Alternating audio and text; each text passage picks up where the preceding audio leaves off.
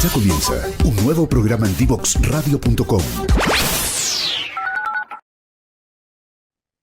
Bien, ya estamos de regreso para seguir conversando sobre startups, sobre directorios, sobre la importancia de tener un orden de la casa para cuando nos quieran visitar, justo como hacía la analogía Erika Páez. Erika, cuéntanos un poquito, tú has tenido el rol de mentora, has tenido el rol de consultora por tu compañía y también de inversión, de inversionista ángel en algunas compañías.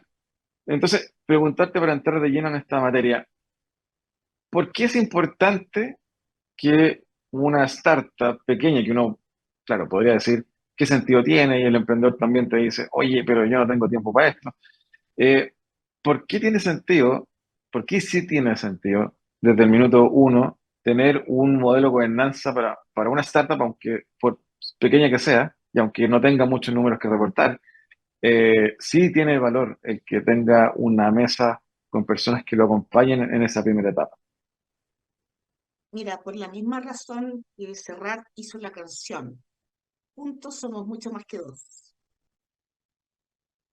Lo que le pasa a una startup cuando, sobre todo si eres joven y no tienes historia, pero muy inteligente, que tienes que aprender muchas cosas muy rápido. Y definitivamente el tener gente que te entienda en qué momento estás y que pueda meterse en tu cabeza, y por eso yo hablaba de mindset en el tema anterior también, aquí hay harto de coaching, hay harto de entender qué le está pasando a esa persona. Y el tener un grupo de personas que te acompañen en un momento en el tiempo, que conozcan tu negocio profundamente y que tengan competencias técnicas complementarias a ti, definitivamente el camino es mucho más fácil. El camino es mucho más llano y definitivamente vas a ver cosas que es imposible que los veas solo. Es cierto que la fuerza de un founder o de varios founders es irreemplazable por un directorio, pero el alcance de los lentes del equipo junto no es posible. Y ahí, Erika, me surge también la pregunta de, ok, un emprendedor, una startup está partiendo, le ve efectivamente el valor a congregar personas que lo puedan acompañar en este primer andar.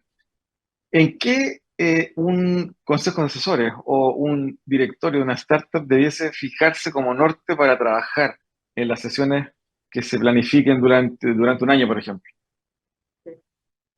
Bueno, primero en lo que tú mismo dices, me voy a hacer cargo de tus palabras, justamente en esa planificación, dentro de la incertidumbre, en, en, en que existe una coherencia, en que existan los tiempos adecuados, y ahí es donde empiezan a complementarse los saberes de las personas que están ahí.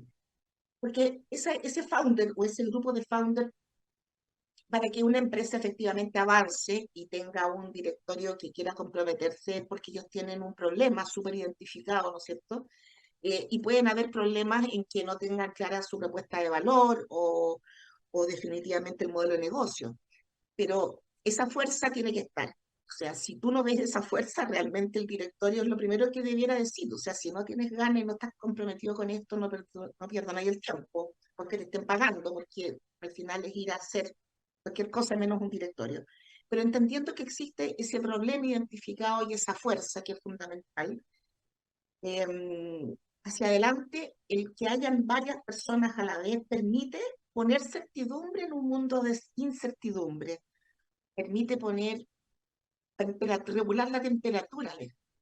Ángel, la temperatura sube y baja demasiado rápido y es muy fácil quedarse en un atajo, y ese atajo, para los que hemos visto varias veces problemas similares o problemas distintos, permite mostrarle más atajos. Puede que definitivamente los que tienen un poder de decisión final elijan quizá el atajo equivocado, pero la posibilidad de ver otros atajos es infinitamente superior cuando estás en equipo.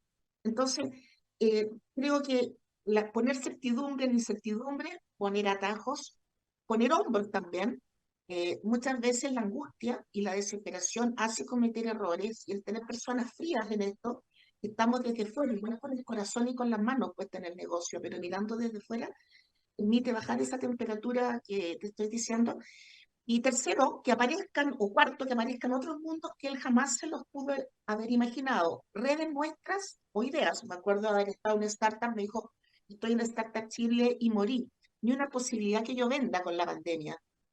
Se nos ocurrieron tres cosas como vender. Si ella hubiese estado sola, se pone a llorar y renuncia. Así de importante puede ser un directorio en la etapa temprana. Eh, Puede ser definitivamente el factor con el cual esa startup puede seguir a la etapa siguiente. Ahora, las estadísticas dicen que 9 de cada 10 startups no logran los planes iniciales y muchas van quedando en el camino y un tercio desaparecen en muy corto plazo. Yo soy convencida, no lo puedo probar eh, con estudios terceros, a lo mejor existen, pero yo sí sé, porque me ha tocado estar en muchos directorios, que estoy convencida que el valor de ese directorio en esa etapa hizo la diferencia en esa startup. No Mm. sé si murió después, pero sé que generamos valor. Y ahí preguntarte, Erika, a su vez, a ti que te tocó estar en el mundo corporativo y ahora estás en esta otra vereda, en el mundo startup, en distintos roles, eh, hay distinciones, claro, entre un directorio de una corporación que transa en Elipsa con, con respecto a un directorio de una startup que está en su primer año de ejecución, por ejemplo. ¿Cuáles son las distinciones y cuáles son los énfasis que eh, hay, a diferencia de un directorio de una corporación, en una startup sí hay que estar poniendo y sí hay que estar mirando que tal vez en el corporativo no? Cuéntanos un poquito esa comparativa entre directorios de distintos tipos de organizaciones. Los directorios tradicionales están en un ritmo totalmente distinto. O sea, el ritmo, el ritmo de la música es totalmente distinto. Personalmente siento que están con la música equivocada. Ahora, esa es una apreciación personal. Creo que están en un vals, que no lo está viendo las oportunidades de los océanos azules, que sí los están atrapando las startups.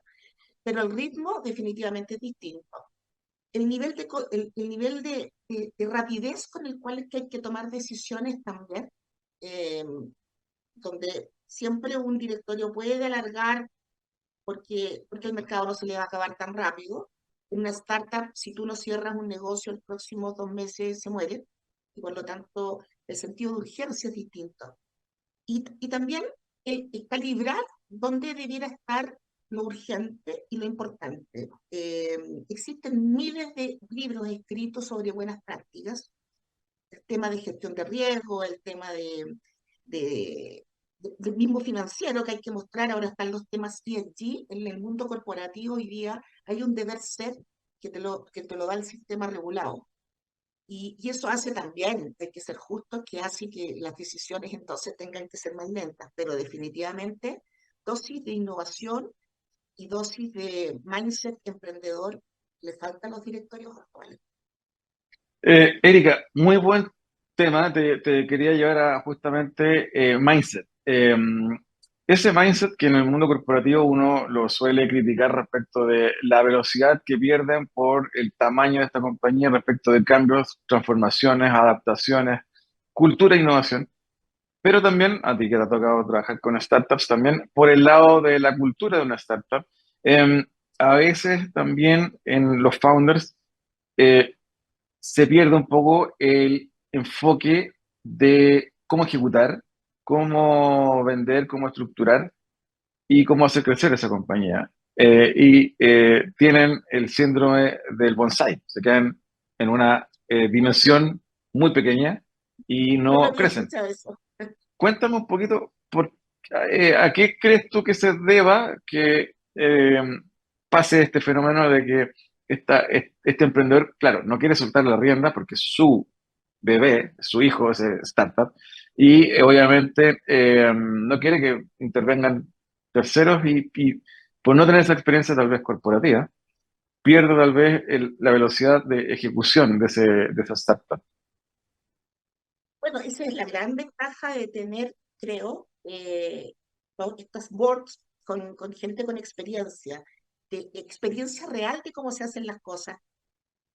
Imagínate pasar de 0 a 600 personas, que debe ser el caso de Notco, por ejemplo. ¿Cómo manejáis? ¿Cómo se hace? Yo he estado con CEO de 25 años que por supuesto no saben cómo se hace, no tienen por qué saberlo si nunca lo han hecho. Y el rodearse de personas que sí sabemos cómo se hace, definitivamente tienen la opción entonces de tomar una decisión distinta. Igual puede que se queden en bonsai, porque no son capaces de absorber los cambios que tienen que hacer, porque no es fácil cambiar. Entonces, por eso el tema de autoconocimiento, que también cuando tenés 25 años a veces recién estás pensando en preguntarte quién eres, y hay otros que sí, que son muy sabios, eh, hace que en el momento que tú haces tu startup, ojalá alguien te diga el entender que tú tienes algunas creencias que no son las correctas para la etapa que te va a tocar enfrentar, sobre todo cuando ya estás manejando plata de un tercero. Levantarte el primer levantamiento de capital, que muchas veces son platas, ¿no es cierto?, de amigos, o ya estás en una serie A y estás manejando plata de terceros. Tenemos documentado en el mundo casos de muchos founders que no sabían cómo hacerlo y cometieron errores infantiles respecto al manejo de la gente, respecto al manejo de las platas, porque no tenían experiencia y seguramente tenían directorios que no se involucraron lo necesario en eso. Dan ganas de traspasar todo, pero bien el rol es cómo tú influyes en esa decisión de una manera inteligente. Tú no eres el dueño de la empresa. A veces sí como director tú puedes tener acciones y puedes estar involucrado, pero siempre no con el poder de decisión legal. Por lo tanto, además, tienes que ser astuto en cómo logras convencer al resto respecto a lo que tú crees que hay que hacer. Entonces, no solamente hay que saber de finanzas, como mucha gente cree que es para, o de saber de venture capital, aquí hay que saber de coaching, hay que saber de guerrillas, hay que ser valiente muchas veces para acompañar una decisión. Es un rol eh, muy desafiante, Ángel. Y además, ellos sabían, si creen en un directorio, están esperando que en ese momento se genere mucho valor. Entonces hay una gran responsabilidad, como dijo un monito animado, ¿no? Detrás de esto hay una gran responsabilidad, porque a veces es el mes que hay que hacerlo, es el momento de decir, no firmes ese contrato. Erika, y ahí, para ir redondeando el tema, preguntarte también los desafíos de un director y de un directorio en una startup. Sobre todo esta startup que efectivamente logra tener los roles adecuados, logra crecer, logra tomar la curva, el palo de hockey, el hockey stick. ¿Cómo entender cuál es el rol, cuál es el momento, cuáles son los desafíos que tú consideras tiene o debería tener un directorio de una startup el día de hoy? Creo que estar súper involucrado en el mundo real, en el mundo del lenguaje, de esa unidad económica en la que tú decides trabajar o te invitan a trabajar o te están pagando para trabajar. Tú tienes que sumar, no puedes ir a restar, Ángel, eso es lo que yo digo. Tú tienes, y por lo tanto eso te obliga como profesional, primero a estudiar. Esto no sirve el pasado, o sea, sirve el pasado, pero también tenéis que hacer un esfuerzo bien grande por estar al día, pasando en la industria. ¿Qué pasó con la competencia? Estar leyendo el diario, estar leyendo portales donde uno no tiene suscripciones porque lo estáis leyendo porque tú lo emite alguien en Twitter. Te obliga a estar al día en los temas que tú estás hablando, porque si no, se nota demasiado el que está fuera del mercado y por lo tanto te sacan rápido también si tú no eres capaz de aportar desde el lenguaje y desde los conocimientos, te vas. Me acuerdo de haber Ya, hecho un sí. conversatorio con la misma eh, eh, Lorca, ¿cómo tú puedes manejar dos directorios? Manejo dos directorios, uno me lo impone la aceleradora que lo tenía y el otro lo elijo yo. Y necesito no tengo tiempo de perder el tiempo. Una startup no puede perder el tiempo con un directorio. Sí, no, te quería comentar, antes de ir cerrando este capítulo que está muy interesante, vamos a tener que volver a invitarte de todas maneras para seguir conversando de esto, es llevarte un caso extremo de lo que alguna vez pasó con Apple y Steve Jobs, que el directorio lo saca a Steve de la dirección y ponen un reemplazo. Eh, en esos casos, ¿cómo lo ves? ¿Qué tiene que hacer o cómo se aborda cuando este directorio ya formal, claro, porque se constituyó formalmente esta startup, ya no es un consejo de asesores, es un directorio formal, y el rol de sacar a un ejecutivo o al principal ejecutivo, al gerente de esta compañía, ¿cómo ves y cómo se abordan esas conversaciones difíciles? Eso es súper desafiante y tanto en el gobierno corporativo de una startup como en el gobierno corporativo de una empresa tradicional, nosotros no nos debemos a los que nos están pagando por estar ahí. Nosotros nos debemos a esa alma, a ese root que nace. De verdad, un director tiene que trabajar por ese root. Y si ese root tiene un founder, que definitivamente no es el founder, no es el CEO que necesita la empresa, hay que sacarlo. Y para sacarlo existen diferentes caminos para llegar a Roma. Yo creo que en muchos casos se han equivocado cómo hacerlo, Ángel. Las sucesiones, los cambios, también hay forma de manejarlo. Para eso también hay una ciencia, la ciencia de la conducta, la ciencia del liderazgo. Hoy día hay mucha información al respecto de cómo hacerlo mejor. Y creo que hay muchos errores también, quizás porque hay directores que no manejan esos temas. Pero no tenemos para qué hablar de Steve Jobs, Ángel. Acá en Chile, en nuestro país, están pasando en nuestras familias empresarias cosas súper interesantes en los liderazgos. Liderazgos, cambios en COSUD, cambios en Falabella, que son dos íconos nuestros. Vamos a ver el resultado de esos cambios.